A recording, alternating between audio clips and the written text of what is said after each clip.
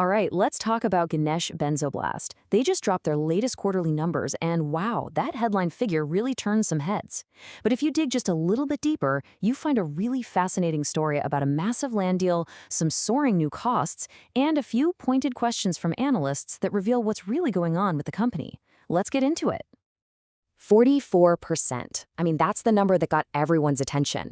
A 44% jump in profit compared to last year. But as we're about to see, that impressive number kind of hides the real story. There's a one-time windfall in there, a huge land deal on the horizon, and rising costs that paint a much, much more complex picture. So here's how we're going to break this down to really make sense of it all. First, we'll look at the official results. Then we'll dive into the massive growth opportunity everyone is talking about. After that, we got to look at the headwinds, the costs, and the new competition. Then we'll cover the key questions that management didn't really have clear answers for.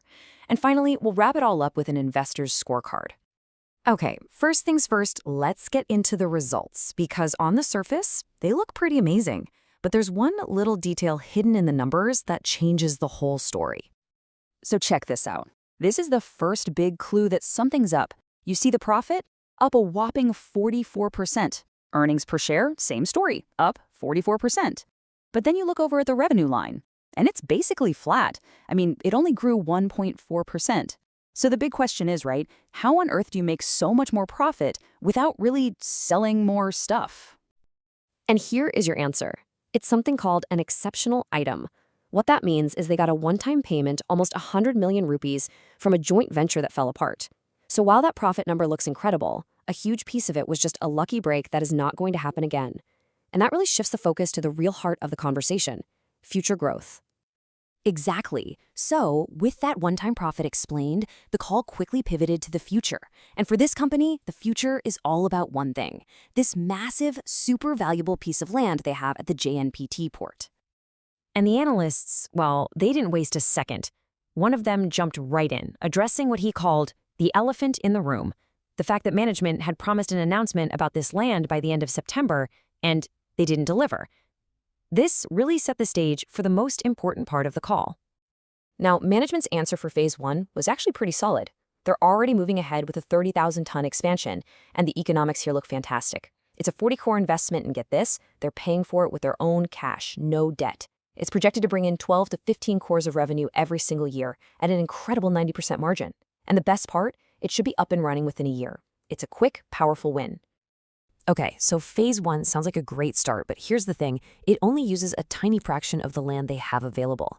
So naturally, the next question on everyone's mind was, what's the grand plan? What are you going to do with the rest of this massive plot? And this is where things get really interesting.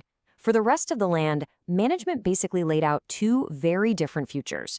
Path 1 is the safe route, a 150 crore project for standard liquid storage, kind of business as usual. Path 2, though, is the ambitious one, a massive 500-core investment in specialized gases like LPG or ammonia. I mean, this single decision will probably define the entire company for the next decade. But you know, it's not all about growth and opportunity.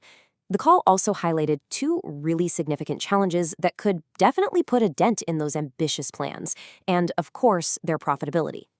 The first one is a real shock to the system. The company's lease for that valuable land at the port just got renewed, and the annual cost, it's jumping from around 3 crores to an estimated 18 to 20 crores. That is a massive permanent increase in their fixed costs that's going to hit the bottom line year after year. So how do you even begin to absorb a 600% cost increase? Well, management's plan has two parts. First, they're going to gradually pass that cost on to their customers through price hikes over the next few years. And second, they're basically trying to outgrow the problem by bringing that new high-margin capacity online as fast as possible. The second headwind is competition. A major industry player is setting up a brand new terminal right in their backyard. Now, you'd think that's terrible news, but management had a really interesting take. They argue that having more capacity at the JNPT port will actually make the whole port more attractive, pulling business away from the nearby Mumbai port instead of just starting a local price war. It's a bold argument for sure. So while they had pretty clear answers on costs and competition, the call left several other really big questions just unanswered. And this created a real sense of uncertainty around some key areas of the business. Yeah, the unanswered questions just kind of piled up. A decision on dividends for shareholders pushed to next quarter. What about the underperforming facility in Goa, still running at just 5 to 10% capacity with no clear fix in sight? The chemicals business, no updates there either. And of course, the biggest question of all, the final plan for that massive land expansion is still being decided. This quote from management just perfectly captures the mood. You hear the urgency when they say ASAP, but then they immediately back away, saying they don't have a firm timeline.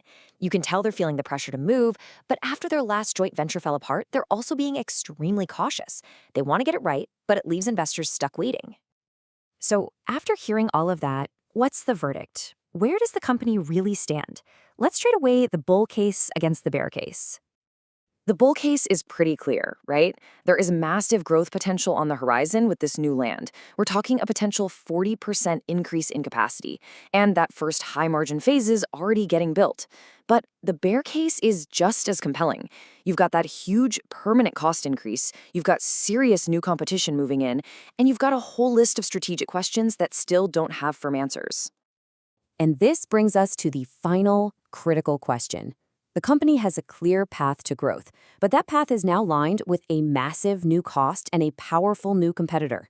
The opportunity is huge, no doubt about it, but the margin for error has just become razor thin. The real question is whether management can execute flawlessly while navigating these new, very real risks.